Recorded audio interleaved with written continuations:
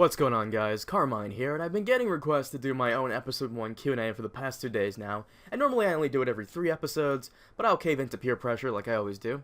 Now, before I begin, let me touch off on a few words about the premiere that I didn't get to say in the previous review. Episode 1 wasn't necessarily a bad premiere, but it felt a little underwhelming in its attempt to jumpstart Season 6. It felt more like an add-on to Season 5, Episode 10. Let me use video game terminology here for a second. Episode 1 of Season 6 kind of felt like DLC to Season 5, when it should have been its own brand new game. Moreover, it felt like Season 5 Episode 10.5, rather than a brand new season, and not only that, it was incredibly short and didn't serve as a good start. The episode wasn't bad, but more could have been included in terms of material and time. For Game of Thrones, it was a little disappointing and not something we've seen before, but I'll let that go. Let's get right into it. First question, is the pattern of Jon's bloodstain a clue to him being a Targaryen?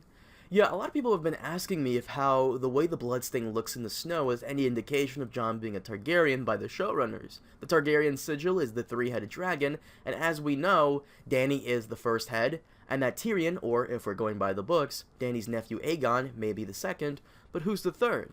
Many people are pointing to Jon Snow being the third head, and that the show has made it no secret that it supports this. Last season, we got a lot of references and nod to Jon being half Targaryen, so it's possible that this is another one. Next question, is Melisandre and her religion evil?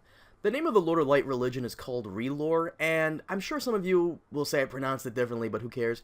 Now, depending on who you ask, some would say all religion is evil, and in the sense, you could say that this one is, considering they burn people for certain purposes, like making harsh weather conditions go away, or in the books, making sure your ships receive favorable winds.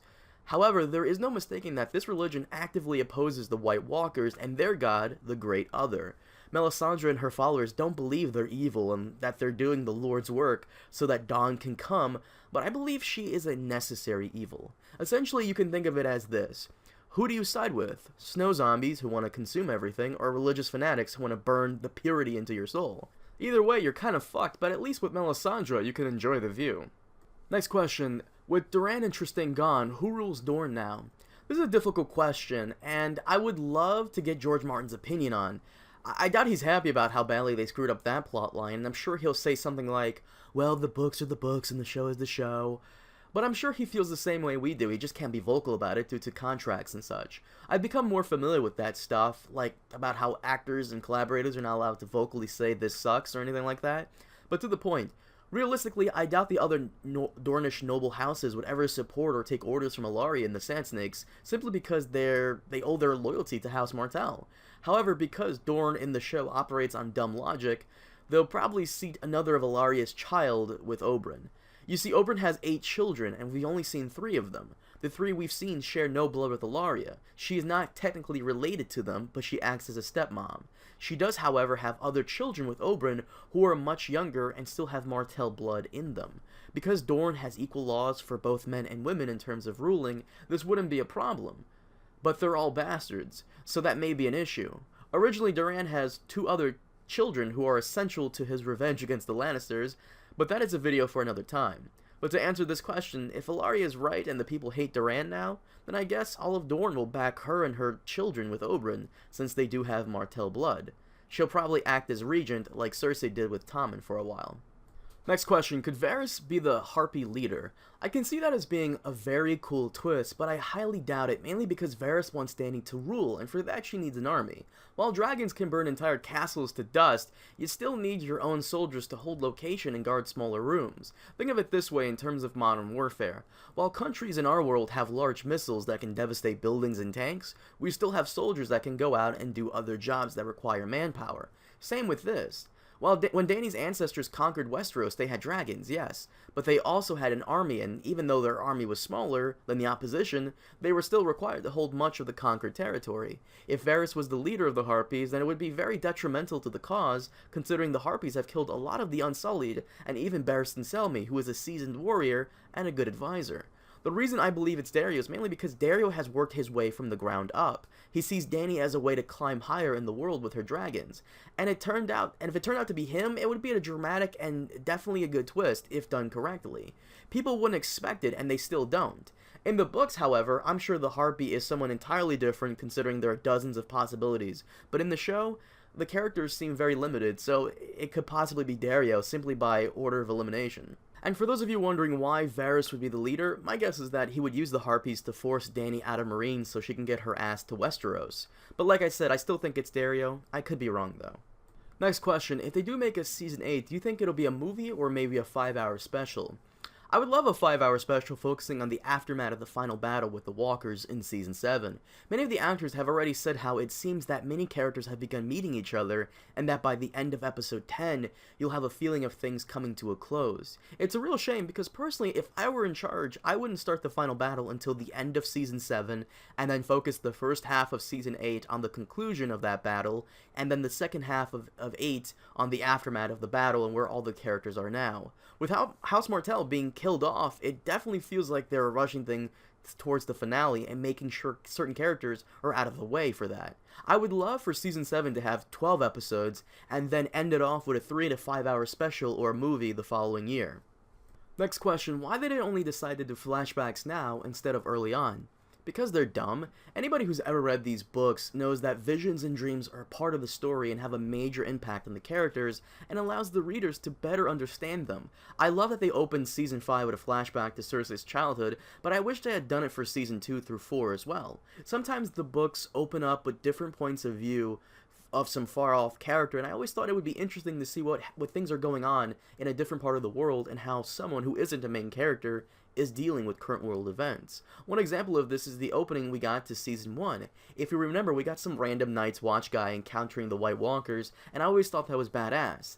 They've done this before in the last 2 books, and you can argue that the time is better spent on established characters, but I don't think so. I would love to catch up with other people we've seen and where they are now, like the Blackfish, or even characters we haven't seen that are important, like Howland Reed or Victarion Greyjoy. It just seems like wasted potential.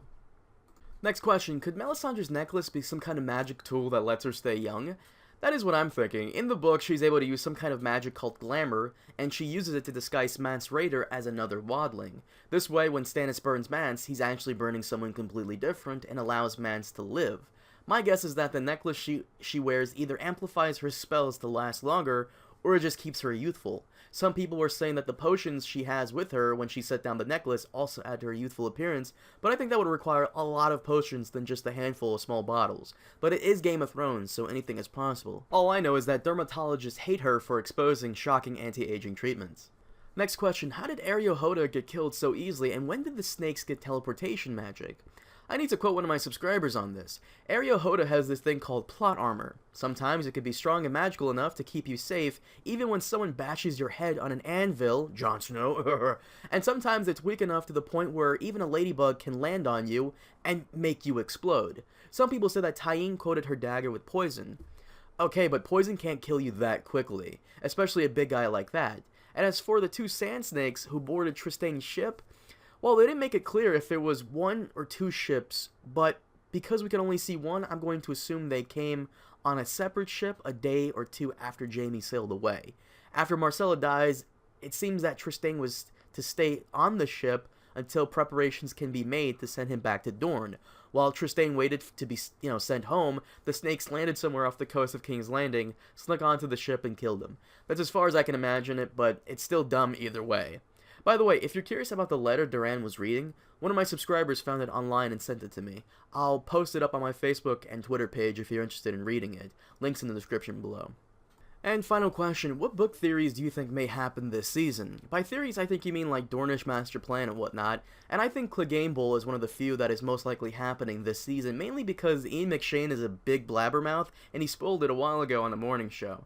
For those of you who are not aware of it, the theory states that the Hound is alive and will face off against his brother, the Zombie Mountain, in a trial by combat to decide Cersei's fate, much like what happened with Tyrion. Stoneheart and the High Sparrow being Howland Reed is not something I'm expecting, and neither is Aegon and the Golden Company.